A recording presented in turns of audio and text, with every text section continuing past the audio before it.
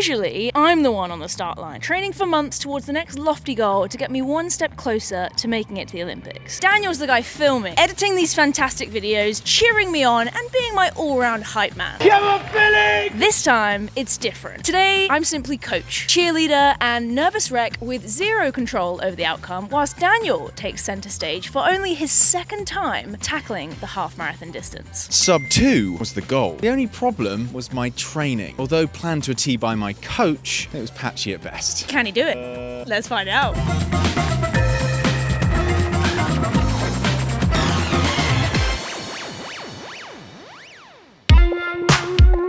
Alright, firstly, I should probably explain why I'm doing this half marathon in the first place. Funny story, actually. Tinder reached out to us, which is where we met 6.5 years ago, and said, Phily, we want you to run the Hackney Half Marathon. Problem, it was 3 weeks after London, and I knew that I was not going to be racing a half marathon then. Enter my understudy. Me. I actually suggested Daniel as a joke, and then it very quickly became actually quite serious. They wanted Philly, and they got me. But you also had your own motivations for running this race as well, right? Yeah, so I ran my first half marathon last year, and I just wanted to see if I could run faster and get fitter. And then through that process, it would be really nice if running more would help my headaches. Which has been a theme before, like the more you've run, the better your migraines have been. Exactly. So hopefully, training for this goal would kill two birds with one stone. Get fitter, have less pain in your head. Win-win. And I don't have to do it. So to find out if Daniel's going to succeed in running faster than his first half marathon that he ran last year, you probably need to know how that race went.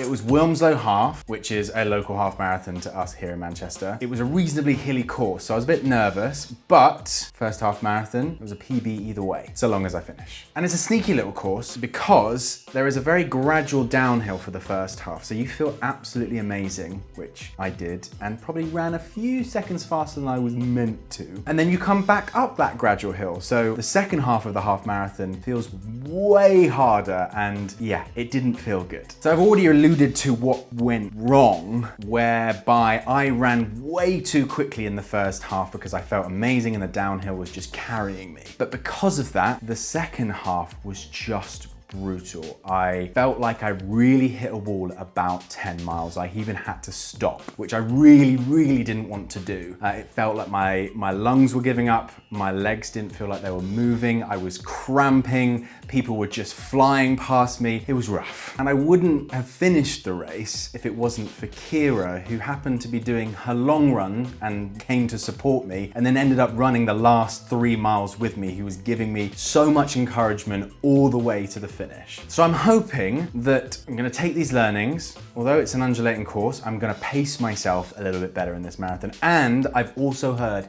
that the crowds are immense. I'm just hoping that that atmosphere is gonna carry me. Now before we go any further, I was going to say, if you're new here, consider hitting the subscribe button. We make some great videos and it would be lovely to have you here for the long run. But I'm not gonna say that, I'm gonna say, if you're not new here, please subscribe, because in the last 28 days, out of the people that have viewed our videos, 61% of you are not subscribed. Guys, that's pretty bad. Subscribing is free, and I heard it brings you good karma as well. So with a little click of the button, you're gonna make my day, and it might make your day back. So subscribe, please. It's pretty cool to think that back when we met at the end of 2018, so that's what, 7 years in December, running meant completely different things to each of us, respectively, but also it means completely different things to both of us now as well. Daniel hated running, avoided it at all costs. I guess admired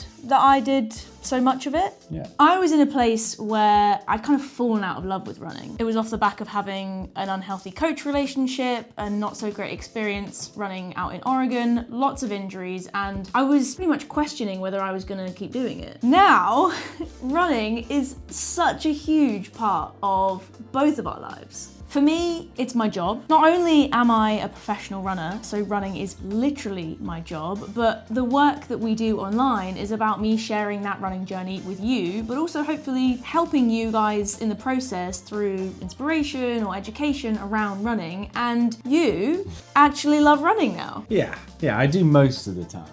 It's pretty cool. I love feeling fit, feeling a little bit healthier. It helps my headaches. So true. I love that I've finally been consistent with exercise, which I've never been my whole entire life. And through filming and creating this content over the last few years, I've become a really, really big fan of the sport and love bringing you guys these videos to keep you guys motivated on your running journeys. Hell yeah. So, as your coach and your fiance, of course, I have dual roles here. I thought it would be important to set the scene going into the race, to set people's expectations. Okay, you've got this big goal of sub 2 hours and you wanted to run faster than you did last time in Wilmslow. What was your time in Wilmslow? 1:58.55. So you've gone sub 2 already. Yeah. Right, but we want to stay sub 2 and Yeah. ideally we want to be faster. So I obviously set you this amazing training plan. How did following the training plan go? At the beginning, it was great. Very motivated. We had just flown to the US, so it was very much like training mode. Phily was in marathon mode. I was in half marathon mode. It was all going swimmingly. Yeah, and I can see pretty much the minute we get to Flagstaff, you're running 5 days a week for 3-4 weeks in a row. Then we get to the point where I suppose the training for this half marathon kind of starts in my head. We're 12 weeks out and you ran twice that week and covered 11 miles. So on weeks when Phily races, it is much harder for me to train because we have to take a lot of time out of a kind of normal schedule. It's my fault. So when Phily raced Mesa Half Marathon, although it was on one day, it was only a 2-hour drive away, it took kind of like 2.5 days out. I'll let it slide. Training did pick back up, thankfully. I'm not sure I'd have been sending you into this half marathon off 2 runs a week and 9 miles total. You peaked at 5 runs a week again, 33 miles, which I think is your biggest mileage week ever. I think so, yeah. And that was 5 weeks out from the race, which is where we want it to be. Yep. And I suppose it would be good to give people watching a bit of a flavour of what you were learning in that process. It's going to be very different from what maybe I'm learning in a half marathon blog, because this is only the second time you've even trained for this distance. Yeah, so I think the first thing was learning how important nutrition is during longer runs. Gels. Gels. I was always taking one gel in my long runs, but the first couple of long runs in this block, I was feeling horrendous at the end. And I thought it was just the altitude. But you suggested to me, well, if you're running for like 2 hours plus, which I was, maybe taking more than one gel, maybe a gel every 45 minutes is gonna help. And that helped no end. That really improved the kind of back end of my long runs. And even sometimes I felt like I could kind of push the pace on towards the end. Did you feel better post-run as well? Do you feel like it helped your recovery? Yes,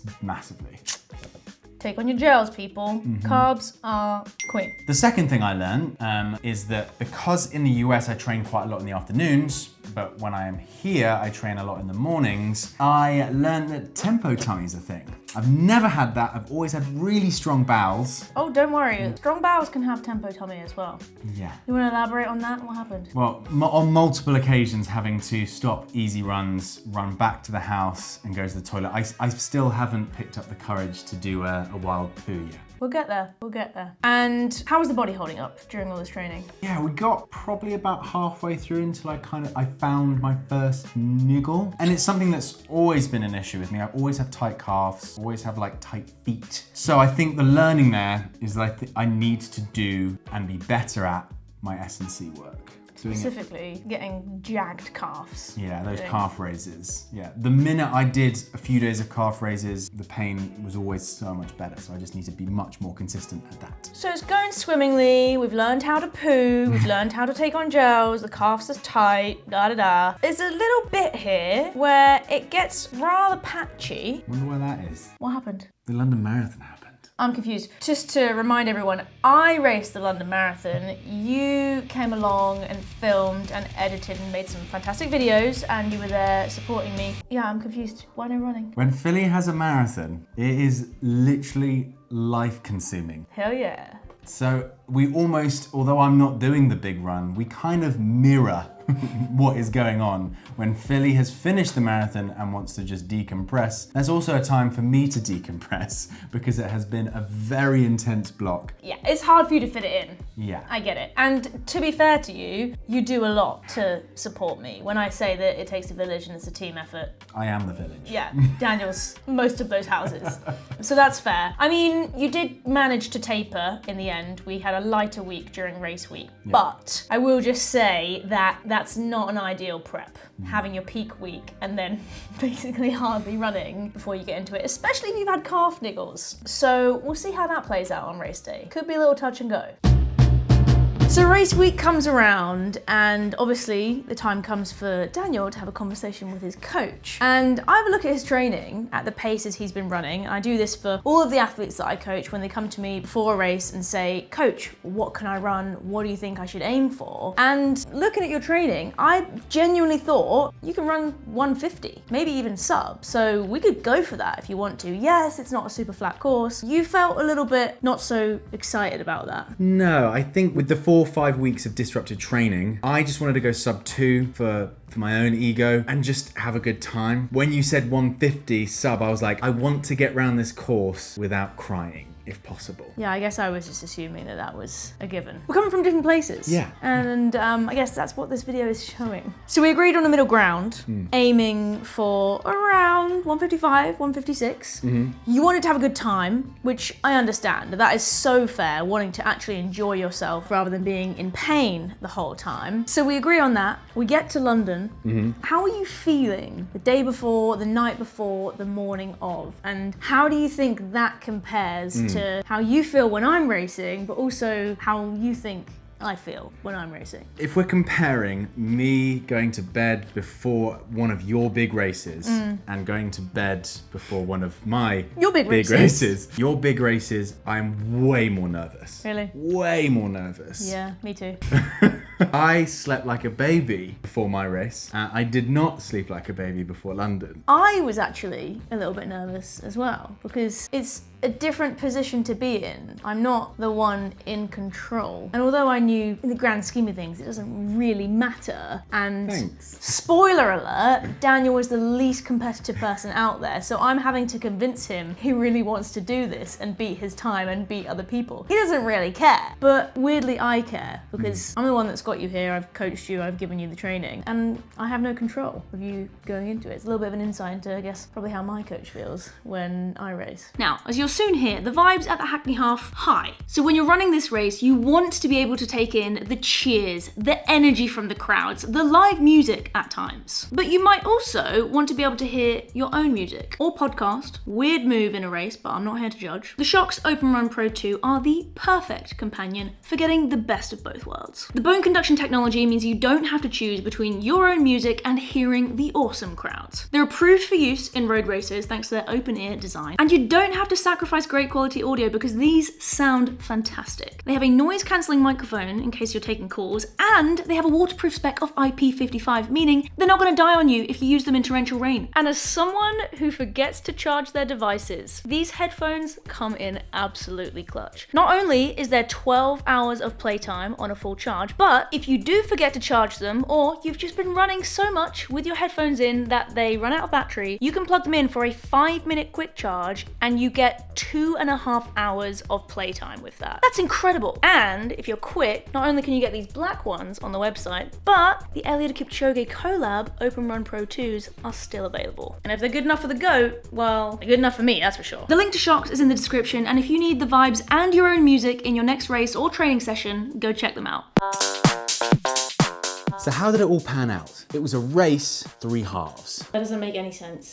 It was a race of 3 parts. So we actually warmed up together, and my plan was to go and do my long run whilst Daniel was running the race and effectively run alongside the course so that I could pause my watch, stop every 5 or so minutes and cheer him on. I thought, I'll keep him company for his warm-up. He's nervous, I'm gonna come with him. We jogged for 5 or so minutes, and then I waved him off into his pen and found myself a prime position to watch the start. And it felt like I was waiting for ages to see him come through that start line, but I guess there's a lot of people ahead of him queuing up, and they were starting them off in waves. I finally see him come through, give him a big cheer, and then I head down to mile 1 to cheer him on again. After seeing him at mile 1, somehow I lost Daniel. And I figured this out because the next time I stopped my watch, I was waiting for, I think, over 3 or 4 minutes. I did the maths in my head and thought, I'm not running that much slower than him this far into the race, so I think he's gone past. Sure enough, after I'd sprinted off down the road, I found him a little while later, and after that, the spectating plan came together beautifully. I saw him so many times out on the course, and I got to take a nice little rest every 5 or so minutes in my long run, which I would thoroughly recommend.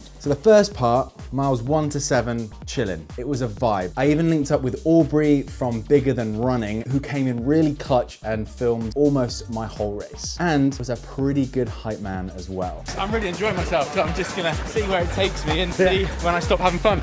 Let's go. All right, so there goes the chilling out plan. Come on then, Daniel, come on. Phily, however, was an even bigger hype man. I saw her probably 10 times in those first 7 miles. She was everywhere. Hey, so what's Phily doing? She's running the whole course with us, and she's running like, I don't know, half a mile down the road, stopping, filming. That's her easy pace is like a minute and a half miles faster than our kind of half marathon pace, so she can do this quite easily.